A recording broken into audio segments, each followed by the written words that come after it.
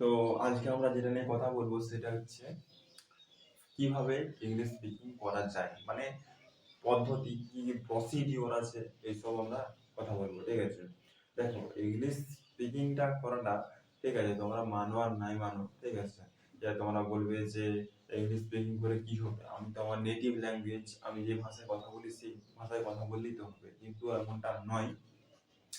ধরো তুমি তোমার আম, বাড়ির লোকের সাথে তোমার মাতৃভাষায় কথা বললে, তোমার বাংলা ভাষায় যারা যারা কথা বলে তাদের সাথে কথা বললে ঠিক আছে, কিন্তু যখন তুমি বাইরের কোনো লোকের সাথে কথা বলবে, ঠিক আছে, বিদেশি কোনো লোকের সাথে কথা বলবে, তখন তোমাকে ইংলিশে কথা বলতে হবে।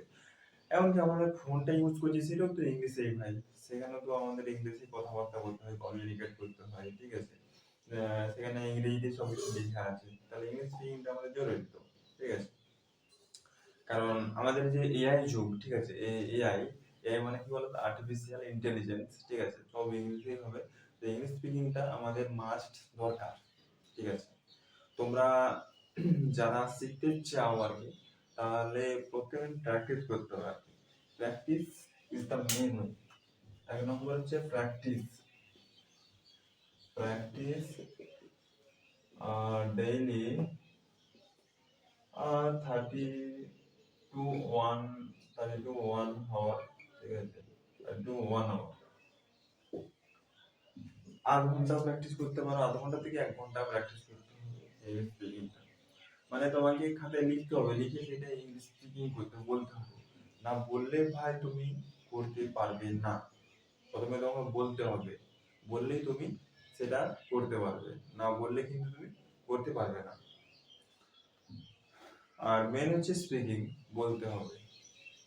স্পিকিং যদি না করতে পারো ভাই, হবে না, তুমি করতেই পারবে না, ঠিক আছে। তাই ইংলিশ স্পিকিংটা আমাদের মাস্ট চাই। 2 নম্বর হচ্ছে প্র্যাকটিস করবে কোথায়, প্র্যাকটিস করবে কোথায়, এই যে এইখানে তোমরা প্র্যাকটিস করতে পারবে, এইখানে তোমরা প্র্যাকটিস করতে পারবে। এটা হচ্ছে একটা সিভি অ্যাপ, ঠিক আছে। এই অ্যাপের সম্বন্ধে অনেকবার আমি অনেক কিছু বলেছি, তো যারা যারা ইনস্টল করনি তারা তারা এটা ইনস্টল করতে পারো এই অ্যাপটা। এখানে ডেলি 30 মিনিটস ফ্রি দেয় ইংলিশ স্পিকিং করার জন্য, এটা কোম্পানি থেকেই ফ্রি দেয়, ঠিক আছে। আর যদি তুমি সাবস্ক্রাইব করতে চাও তাহলে সাবস্ক্রাইব করতে পারো, আনলিমিটেড ব্যবহার করতে পারবে এই অ্যাপে। এবং এই অ্যাপটা খুবই একটা জনপ্রিয় অ্যাপ। এই অ্যাপটা আমি ব্যবহার করছি, 1 বছর ব্যবহার করছি।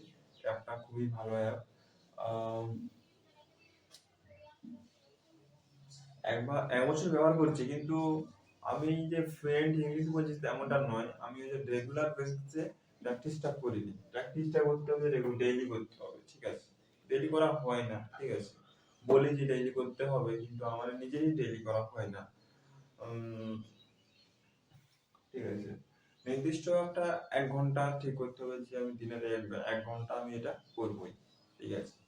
হ্যাঁ জানি কাজ থাকে, কিন্তু কাজের মধ্যেও এই কাজটা আমাদের করতে হবে, কারণ এটা আমাদের ইম্পর্টেন্ট, ঠিক আছে। আর ইংলিশ শেখার জন্য টেন্সটা শিখতে হবে, ঠিক আছে। এখানে তো একসাথে প্র্যাকটিস করলে করলেই, ঠিক আছে। এখানে তোমরা গ্রামার লেসন প্র্যাকটিস করতে পারবে, ঠিক আছে, গ্রামার কারেকশন করতে পারবে এখান থেকে।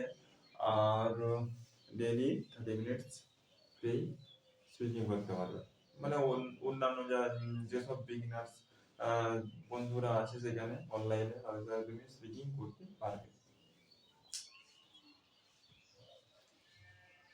আর হচ্ছে গ্রামার, হ্যাঁ গ্রামারটা বলছিলাম, টেন্সটা শিখতে হবে গ্রামারের। টেন্স হচ্ছে তোমার 3 প্রকার: পাস্ট টেন্স, প্রেজেন্ট টেন্স এবং ফিউচার টেন্স। এই পাস্ট, প্রেজেন্ট এবং ফিউচার টেন্স আবার 4টি করে ভাগে ভাগ করা হয়েছে। যেমন past indefinite, past continuous, past perfect, past perfect continuous tense। তেমনি ভাবে প্রেজেন্ট টেন্স को 4টি ভাগে ভাগ করা হয়েছে: present indefinite, present continuous, present perfect, present perfect continuous tense. তেমনি ভাবে ফিউচার টেন্স को 4টি করে ভাগে ভাগ করা হয়েছে: future indefinite, future continuous, future perfect, future perfect continuous tense. টেন্সের ব্যাপারটা জানতে হবে। টেন্স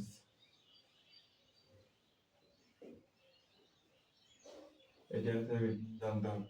আচ্ছা, প্রিপোজিশন, প্রিপোজিশন এটার ব্যবহার আমাদের জানতে হবে, ঠিক আছে?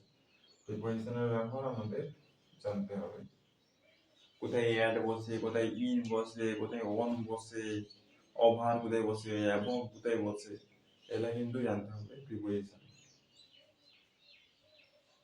মেন কথা এগুলো জানলেই হবে না, আমাদেরকে রেগুলার বেসিসে প্র্যাকটিস করতে হবে, ঠিক আছে? প্র্যাকটিস রেগুলার, রেগুলার, ঠিক আছে? রেগুলারলি প্র্যাকটিস করতে হবে। Practice is the main way to improve your skills.